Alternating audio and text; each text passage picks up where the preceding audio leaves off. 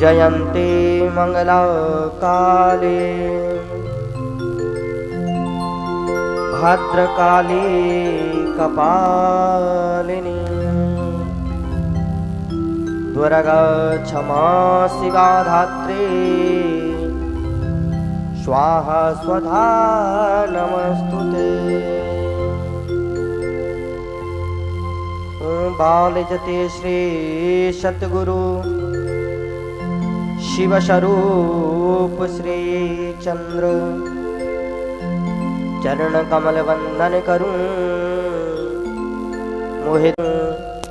मोहे दीजे परमानंद। गुरुर्ब्रह्मा गुरुर्विष्णु गुरुर्देव महेश्वरा गुरुर्साक्षात् परब्रह्म तस्मै श्री गुरुवे नमः तस्मै श्री गुरुवे नमः। सिया राममय सब जग जानी करहु प्रणाम जोर जुग पानी करहु प्रणाम जोर जुग पानी। श्री राधे राधे राधे। आप सभी बड़े ही श्रद्धा भाव से श्री हरि नारायण की दिव्य श्रीमद् भागवत महापुराण जो कि अनंत फल को प्रदान करने वाली है, ऐसी परम उदार करुणा स्वरूप श्री राधा कृष्ण के प्रति मूर्ति श्रीमद् भागवत महापुराण जिसकी कथा हम कल और आज द्वितीय दिवस है श्रवण कर रहे हैं। यह वह गंगा है जो श्री हरि के मुख से प्रकट हुई है और श्री हरि के मुख से प्रकट होकर वेदव्यास जी के माध्यम से सुख रूपी तोते ने इसको पान करके हम सब संसारियों को प्रदान किया है। ऐसी परम करुणामय श्रीमद् भागवत महापुराण, आइए इसे श्रवण करने से पूर्व कुछ क्षण हरि कीर्तन, उसके तत्पश्चात इस ज्ञान गंगा में हम प्रवेश करेंगे। बोली बांके बिहारी लाल की जय हो। एक बार सभी दोनों हाथ उठाकर जयकार लगाएंगे। बोलिए बांके बिहारी लाल की जय हो।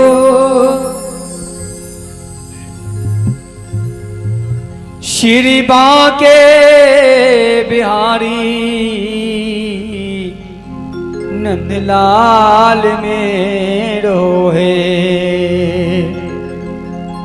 ओ श्री बांके बिहारी नंदलाल मेरो है। गोविंद मेरो है गोपाल मेरो है। गोविंद मेरो है गोपाल मेरो है। गोविंद मेरो है गोपाल मेरो है। गोविंद मेरो है गोपाल मेरो है।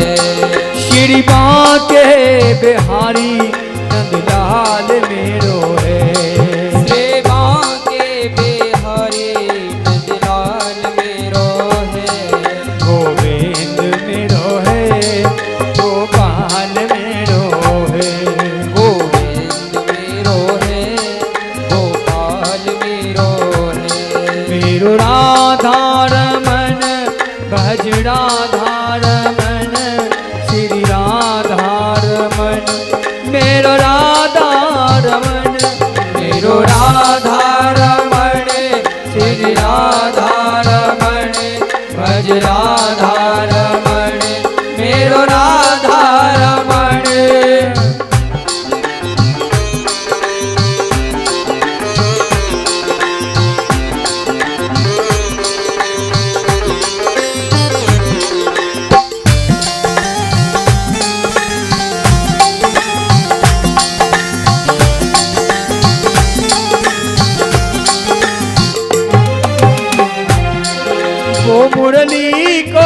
बजैया गोपाल मेरो है।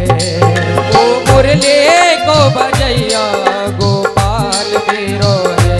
अरे वो बंसी को बजैया गोपाल मेरो है। हरि वो बंसी को बजैया गोपाल मेरो है। अरे वो माखन को खवैया गोपाल मेरो है। हरि वो माखन को खवैया गोपाल मेरो है। अरे वो यशोदा जी को छैया नंदलाल मेरो है। हरि वो यशोदा जी को छैया गोपाल मेरो है। गोविंद मेरो है गोपाल मेरो है। गोविंद गाइए। मेरो है गोपाल मेरो है।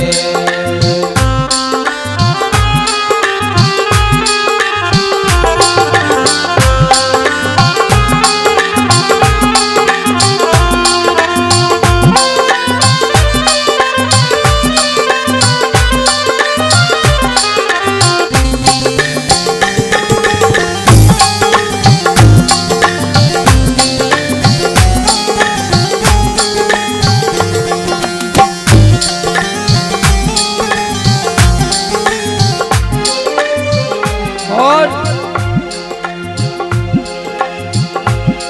वो गैया का चरैया गोपाल मेरो है। वो गैयों का चरैया गोपाल मेरो है। अरे वो नाग को नथैया नंदलाल मेरो है। हरि वो नाग को नथैया गोपाल मेरो है। अरे वो नाग को नथैया नंदलाल मेरो है। हरि वो नागे को नथैया गोपाल मेरो है। अरे वो गीता को कहैया गोपाल मेरो है। हरि वो गीता को कहैया गोपाल मेरो है। गोविंद मेरो है गोपाल मेरो है। गोविंद मेरो है गोपाल मेरो है।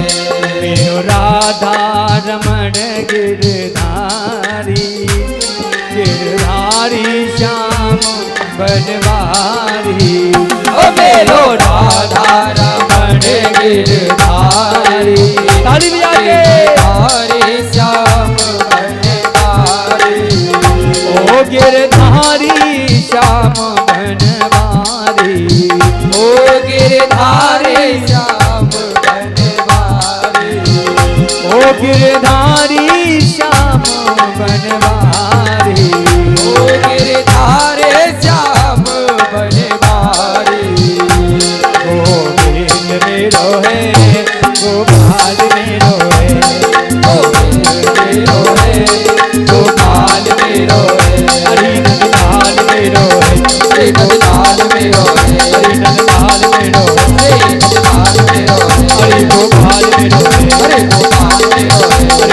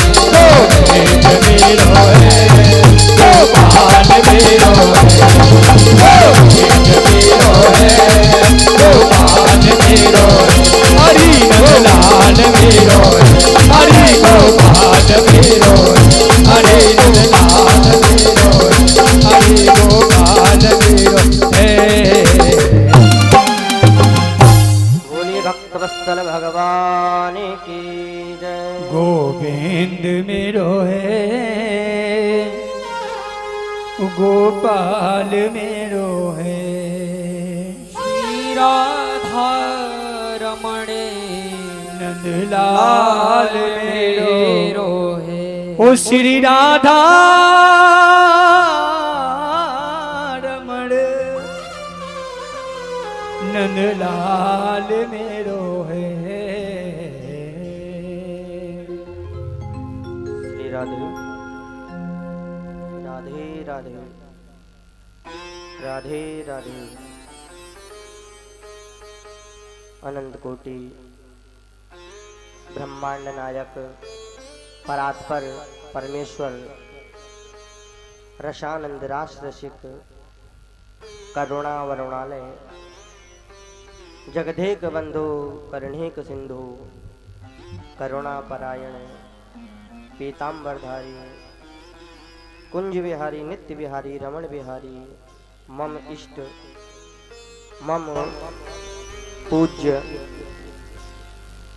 श्री ठाकुर हरिहर बिहारी सरकार एवं पतवारी मैया को मेरा प्रणाम हो, एवं इस शरीर को देने वाले परम करुणा उदार अपने माता पिताजू के श्री चरणार बिंदों में इस छोटे से बालक का बारंबार प्रणाम हो,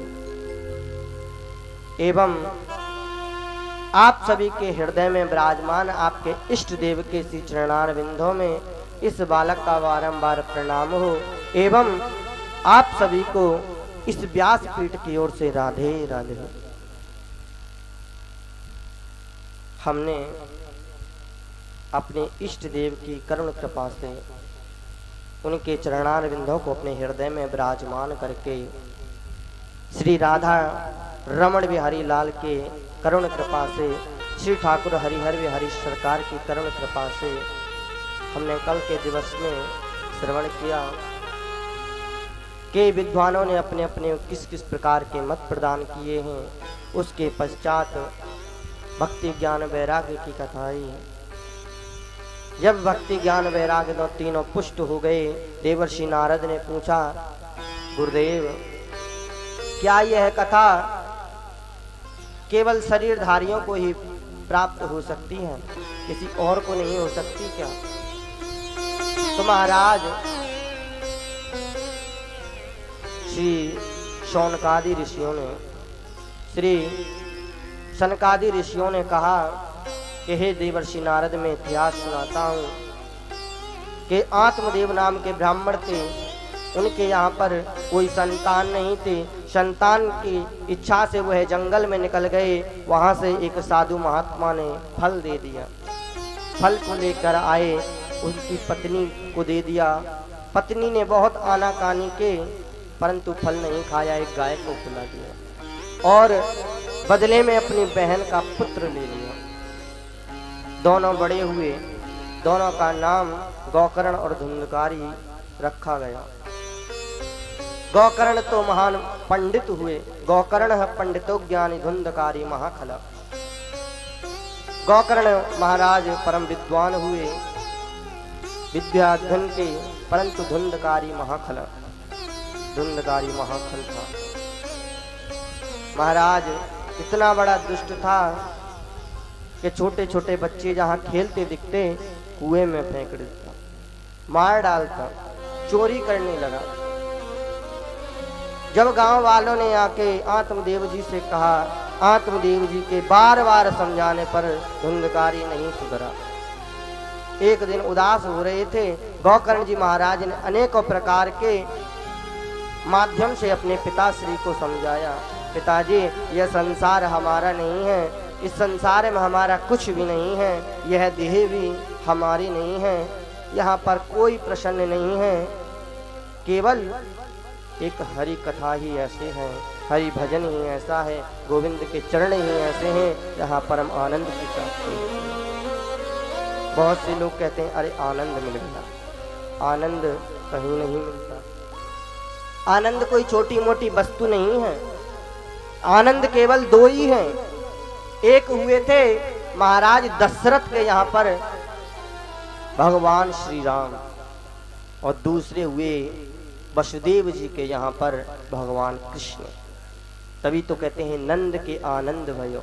असली आनंद तो नंद बाबा ने प्राप्त किया था। महाराज आत्मदेव जी को समझाया, आत्मदेव जी जंगल में निकल गए, वहां पर 10वें स्कंद का पाठ करके अपने शरीर को त्याग दिया, गोविंद के धाम चले गए। धुंधली ने भी अपने प्राणों को त्याग दिया। अब तो महाराज धुंधकारी स्वच्छंद हो गया। गोकर्ण जी महाराज तीर्थ यात्रा पर निकल गए। 5-5 वैश्याओं को लेके आया और साथ में रहने लगा। एक दिन वैश्याओं ने ही सलाह बनाकर उसको मार डाला। उसके मुख में अंगारे बरसा। कहते हैं अंते मति सा गति, जैसी अंत में मति होती है वैसी ही गति को प्राप्त होता है। अंगारे मुंह में पड़े, जिसके कारण उसकी वाच शक्ति अर्थात बोलने की शक्ति नष्ट हो गई। गोकर्ण जी महाराज को तीर्थों में पता चला कि मेरे माता पिता और भाई तीनों का देहांत हो गया है। गया जी में गए, श्राद्ध कर दिया। एक दिन क्या हुआ कि गोकर्ण जी महाराज भ्रमण करते करते अपने ही नगर में आ गए। संध्या काल हो रहा था, किसी को बताना उचित ना समझा। अपने घर में आ गए और एक कोना साफ करके वहीं पर लेट गए। कहा जो भी बात होगी प्रातः काल करेंगे, अभी तो विश्राम करते हैं, यात्रा करके आया हूं। मध्य रात्रि हुई। अब तो महाराज जो धुंधकारी था वह प्रेत बन गया था। अकाल मृत्यु के कारण प्रेत बन गया, भयंकर प्रेत, क्योंकि पाप भी उसने प्रेतों वाले ही किए थे। कहते हैं जैसा पाप करते हैं वैसे ही गति प्राप्त होती है। महाराज प्रेत बन गया। अब तो वो विकराल रूप दिखाने लगा, कभी भेड़ा बन जाए, कभी हाथी बन जाए, कभी कुछ, कभी अग्नि का रूप धारण कर ले। महाराज विकराल रूप दिखाने लगा। परंतु योगी जन इन दुरात्माओं से डरते नहीं हैं। गोकर्ण जी महाराज को तनिक भी डर नहीं लगा। गोकर्ण जी महाराज ने कहा तुम कौन हो, इस प्रकार मुझे क्यों डरा रहे हो, क्यों डराने की कोशिश कर रहे हो? मैं ऐसे डरने वाला नहीं हूं। तुम्हें जो कार्य है, तुम्हें किस प्रकार की पीड़ा है वह बताओ। तुम इस प्रकार अपने विकराल रूपों को दिखाकर क्या कहना चाहते हो? अब तो महाराज धुंधकारी हाथ जोड़कर सामने प्रकट हो गया। कहने लगा अहम भ्राता तदो योस्मिन् धुंधकारी नामतः स्वकीयेनेव दोषेण ब्रह्महत्वं नाशितं मया। कहने लगा भैया तुमने मुझे नहीं पहचाना, मैं वही धुंधकारी हूं जो दुष्ट था। पिता के बार बार कहने पर मैंने अपने कर्मों को नहीं छोड़ा। मेरे पिताश्री ने बहुत समझाया, पुत्र ऐसा ना करो, अंत में पछताओगे, परंतु मैं नहीं माना। मैं अपने कार्यों में चलता रहा। मैंने इतने बुरे कार्य किए हैं कि मैंने अपने ब्राह्मणत्व का भी नाश कर दिया है, क्योंकि आत्मदेव ब्राह्मण थे। मैंने भी अपने ब्राह्मणत्व का नाश कर दिया है। भैया मैं भयंकर प्रेत बन गया हूं। इस प्रेत योनि में मुझे इतना दुख हो रहा है, इतना पीड़ा हो रही है महाराज, कि मैं वायु का भक्षण करके अपना जीवन यापन कर रहा हूं। भैया मुझे इस प्रेत पीड़ा से निवृत्त कर दो, छूटा दो। अब मुझे यह सहन नहीं होता।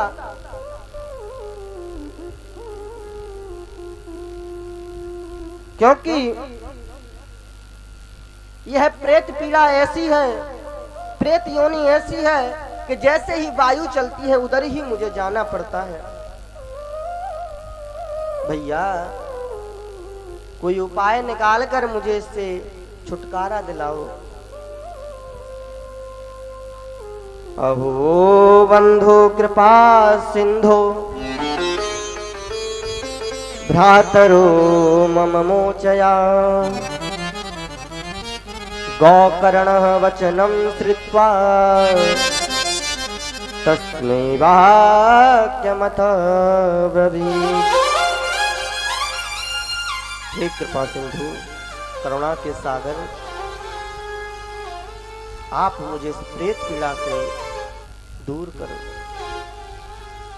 मैं किसकी शरण में जाऊं अब? क्योंकि मैं जैसे ही तीर्थ स्थानों पर जाता हूं, जैसे ही कहीं पवित्र स्थान पर जाता हूं, प्रवेश नहीं कर पाता। क्योंकि वहां की पवित्रता ही ऐसी है कि मुझ दुरात्मा को प्रवेश नहीं करने देती। किसी सिद्ध पुरुष के पास जाता हूं, उसकी शक्तियां मुझे उसके पास भटकने नहीं देती हैं। मैं अब कहां जाऊं, किसकी शरण लूं? हे भैया, आप ही मेरे करुणा निधान हो, आप ही मुझे इस प्रेत पीड़ा से छुटकारा दिलाओ। महाराज गोकर्ण महाराज ने जब इस प्रकार के अपने भाई के वचनों को सुना, गोकर्ण जी महाराज बोले, भैया देखो, अब तो रात्रि हो रही है, अब तो मैं कुछ नहीं कर सकता, परंतु प्रातः ही काल होते मैं कोई ना कोई उपाय अवश्य निकाल लूंगा। ऐसा है, आप अब यथा स्थान चले जाओ। इस प्रकार जब गोकर्ण जी महाराज ने कहा, वह प्रेत वहां से चला गया। प्रातः काल हुई, गोकर्ण जी महाराज अपनी संध्या वंदन से निवृत्त हुए और गांव के बुजुर्ग, बड़े बूढ़े विद्वानों के पास जाकर कहा कि हे बुजुर्गों, कोई बात नहीं, जैसा मेरा भाई था ठीक है, परंतु था तो मेरा भाई। चाहे हम एक कोख के नहीं, परंतु हमारा संबंध तो भाई का था। आज जो धुंधकारी प्रेत बन गया है, आप सभी को परेशान कर रहा है, उसकी मुक्ति का कोई उपाय है तो बताओ। महाराज विद्वानों ने अपने अपने मत दिए, परंतु एक मत पे नहीं पहुंचे। समझ गए यहाँ कुछ होने वाला नहीं है। अपने ब्रह्म तेज से, अपने तपस्या के बल से सूर्य की गति को रोक दिया। सूर्य नारायण से प्रार्थना की कि हे सूर्य नारायण, जो मेरा भाई प्रेत बन गया है, उसको प्रेत पीड़ा से छुटकारा कैसे मिलेगा, उसकी प्रेत पीड़ा दूर कैसे होगी? तो महाराज सूर्य नारायण ने कहा, तोभ्यं नमो जगत साक्षी ब्रह्मे मुक्ते हेतुकम। हे सूर्य नारायण,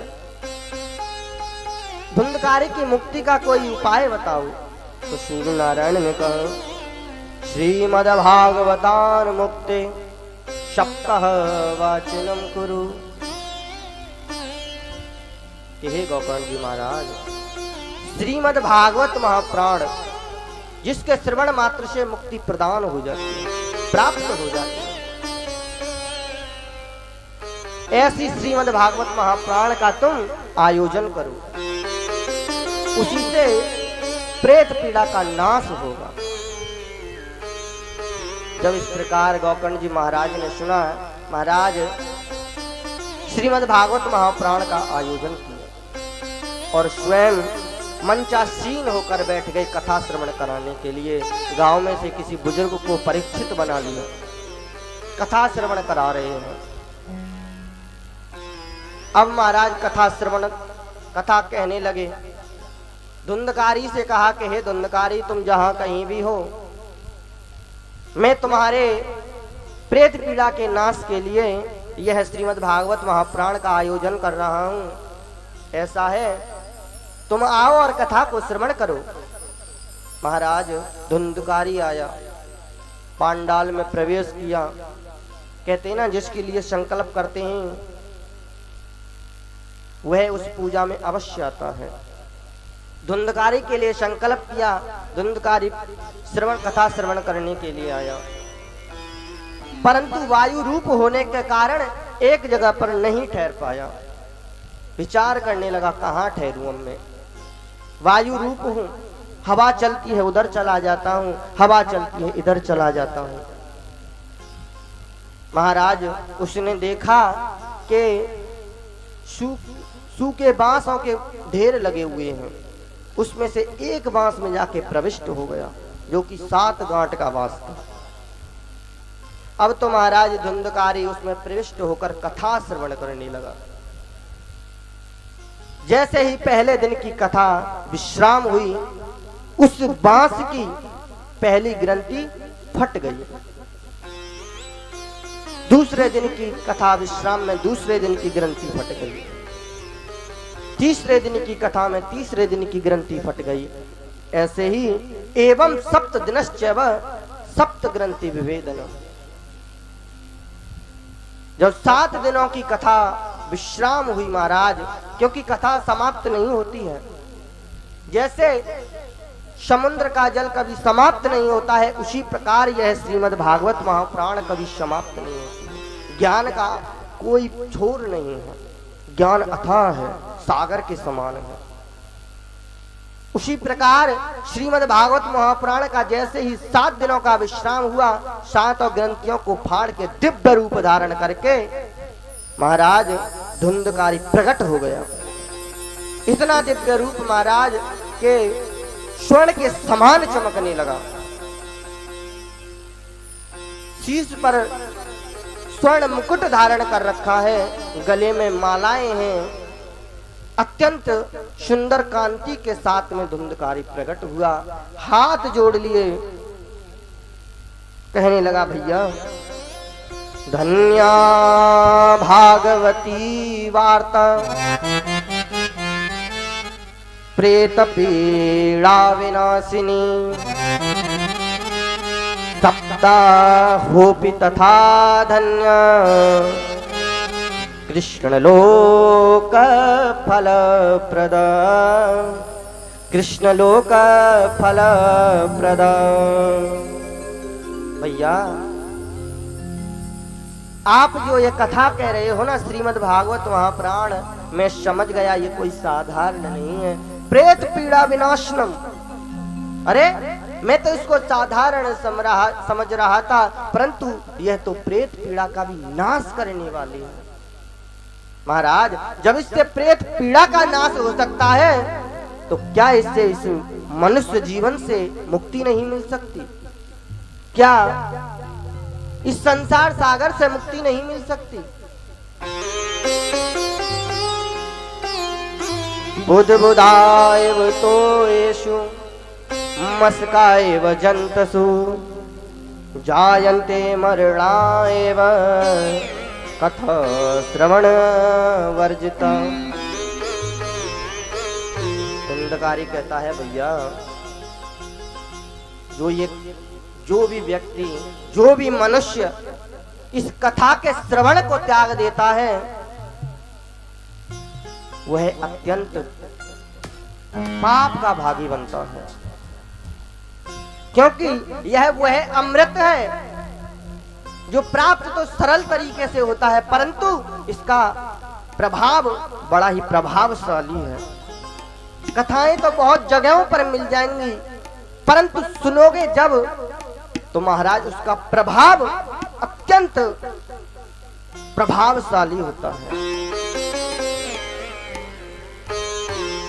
क्योंकि यह श्रीमद् भागवत महापुराण है। यह प्रभाव प्रारंभ से नहीं दिखाती, जैसे ही इसकी अवधि आती जाती है, जैसे ही हम कथा में लीन होते जाते हैं तो गोविंद अपना निज धाम त्याग कर हमारे हृदय में आ जाते हैं। तो महाराज यह प्रेत पीड़ा का भी नाश करने वाली है। पानी तेरा बुदबुदा असमानस की जात, और देखत ही छुप जात है ज्यों तारा प्रभात। महाराज जैसे अंधेरा, जैसे ही सूर्य नारायण प्रकट होते हैं अंधेरा समाप्त हो जाता है,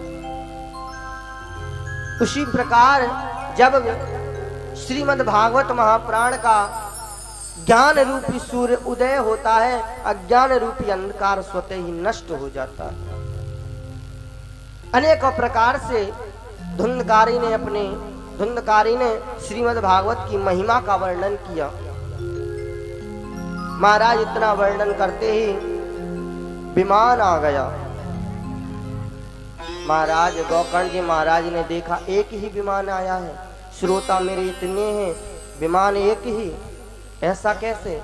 पार्षदों से पूछा, पार्षदों केवल एक ही विमान, क्या ये भक्त नहीं है? क्या ये श्रोता नहीं है? क्या इन्होंने कथा नहीं सुनी है जो तुम एक ही विमान लेके आए हो?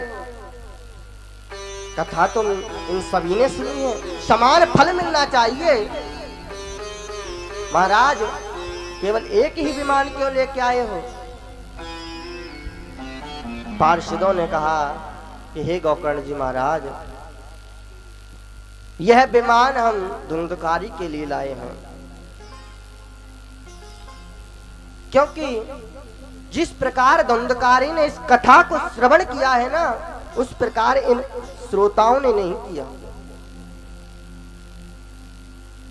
गोकर्ण जी महाराज बोले, ऐसा क्या है धुंधकारी के श्रवण में और इनके श्रवण में, क्या अंतर है?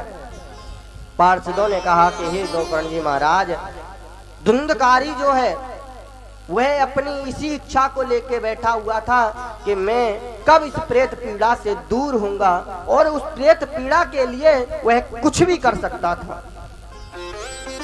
जब तुमने कहा कि मैं कथा का आयोजन कर रहा हूं, महाराज वह उसी दिन से विचार करने लगा कि भैया कथा का आयोजन कर रहे हैं तो मैं कथा को मनन पूर्वक, ध्यान पूर्वक श्रवण करूंगा। बांस में एकाग्र होकर बैठा था, इतना उसने मनन किया, इतना उसने चिंतन किया कि वो उसकी प्रेत पीड़ा नष्ट हो गई। दिव्य रूप धारण करके वह एक देवता के समान बन गया। अगर आप पुनः इसका आयोजन करते हैं, श्रोतागण पुनः इसका मनन पूर्वक श्रवण करते हैं, तो इनके लिए भी विमान अवश्य आएंगे। अब तो महाराज पार्षद गोकर्ण जी महाराज को लेके चले गए, धुंधकारी को लेके चले गए। गोकर्ण जी महाराज ने सभी से कहा कि श्रोताओं, मैं पुनः श्रवण मास में एक कथा एक और करूंगा, और आपके पास में एक मौका है, आपको कथा श्रवण करनी है, मनन पूर्वक श्रवण करना, जिससे ठाकुर की प्राप्ति हो सके आपको। अब तो महाराज श्रवण मास में गोकर्ण जी महाराज ने पुनः श्रीमद् भागवत का आयोजन किया। 7 दिनों की कथा प्रसन्नता पूर्वक व्यतीत हो गई, समाप्त हो गई, विश्राम हो गया। इतना दिव्य कथा हुई कि महाराज अनेकों विमान प्रकट हो गए, और अयोध्यावासिना पूर्वे यथा रामेण संगता तथा कृष्णेन ते नीता गोलोक योगी दुर्लभम। अब तो महाराज वहां पर अनेकों विमान आए और सभी उसमें चढ़कर चले गए, गोविंद के धाम में पहुंच गए। तो शनकादि ऋषि कहते हैं कि इस प्रकार वहां पर इतना दिव्य वातावरण हुआ, इतना सुंदर वातावरण हुआ कि सभी कीर्तन करने लगे। अब तो महाराज सभी कीर्तन कर रहे हैं। सिराधे मैंने मोहन को बुलाया है, वो आता होगा। मैंने मोहन को बुलाया है, वो आता होगा। तुम भी आना, सब भी आना। अब जो आएगा वो हाथ उठाएगा, जो नहीं आएगा मैं उससे नहीं कहूंगा। एक बार सभी हाथ उठाएंगे, वो तुम भी आना, सब भी आना, तुम भी आना। ओ मेरे घर आज तमाशा होगा, तुम भी आना मेरे घर आज तमाशा होगा। मैंने मोहन को बुलाया है वो आता होगा, मैंने मोहन को बुलाया है वो आता होगा। ओ मैंने मोहन को बुलाया है वो आता होगा, मैंने मोहन को बुलाया है वो आता होगा। तुम भी आना सब भी आना, अरे तुम भी आना मेरे घर आज तमाशा होगा। तुम भी आना मेरे घर आज तमाशा होगा।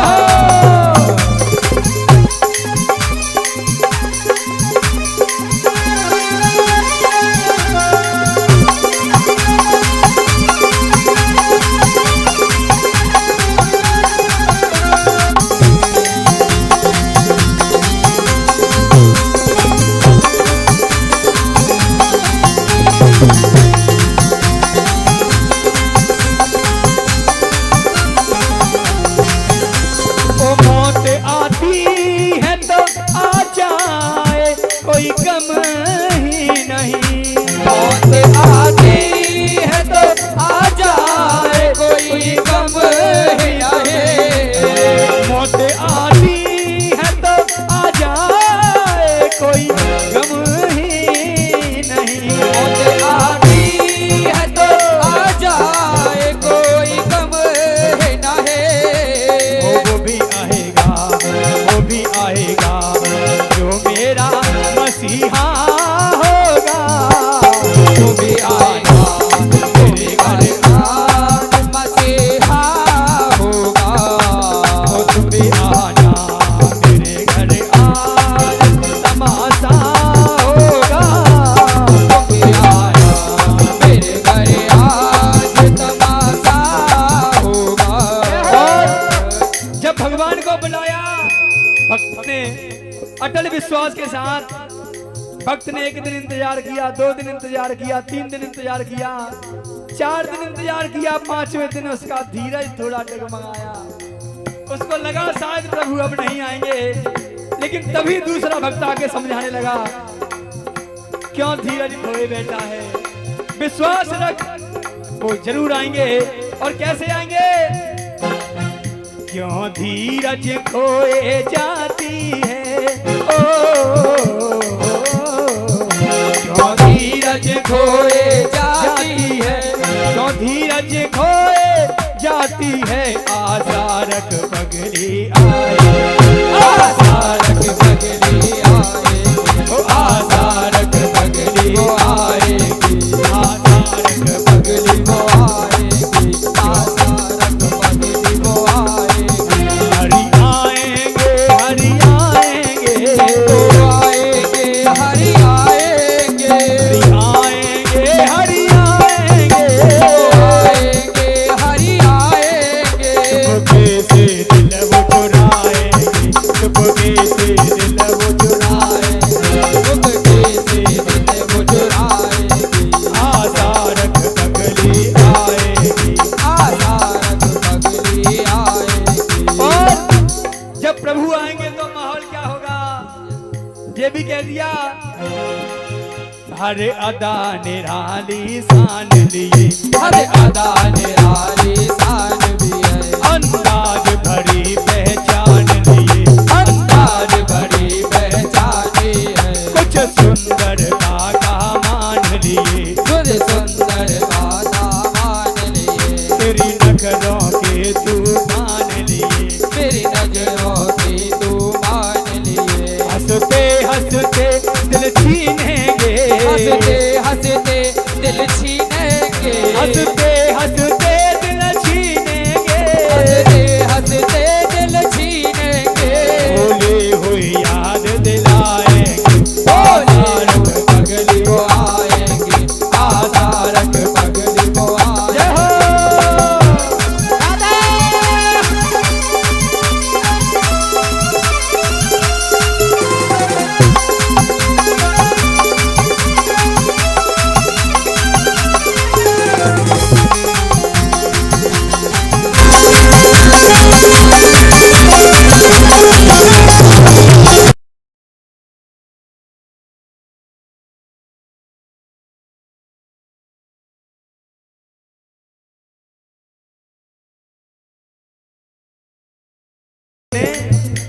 सोचा ही नहीं। प्रभु के चरणों में बैठकर कह दिया,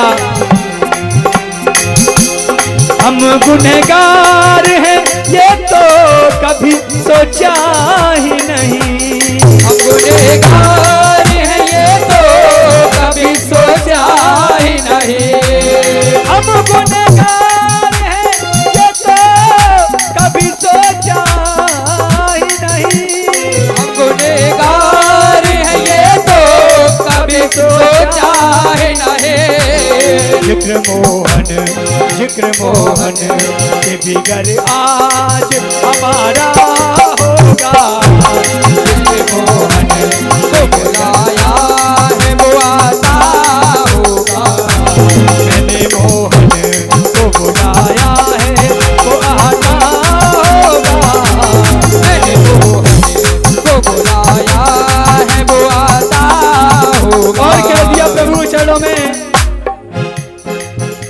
शाम से दिल का लगाना कोई खेल नहीं। शाम से दिल का लगाना कोई खेल नहीं।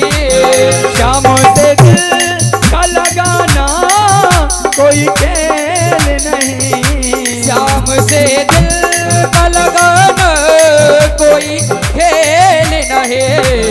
जीते जी जा, जीते जी जा, जीते जी जान से जाना कोई मजाक नहीं। जीते जी जान से जाना कोई मजाक नहीं। तो मैंने मोहन को बुलाया है वो आता होगा। मैंने मोहन को बुलाया है वो आता होगा। तुम्हें आना मेरे घर आज तमाशा होगा। तुम्हें आना मेरे घर आज तमाशा होगा। ओ मेरे घर आज तमाशा होगा। मेरे घर आज तमाशा होगा। ओ मेरे घर आज तमाशा होगा। मेरे घर आज तमाशा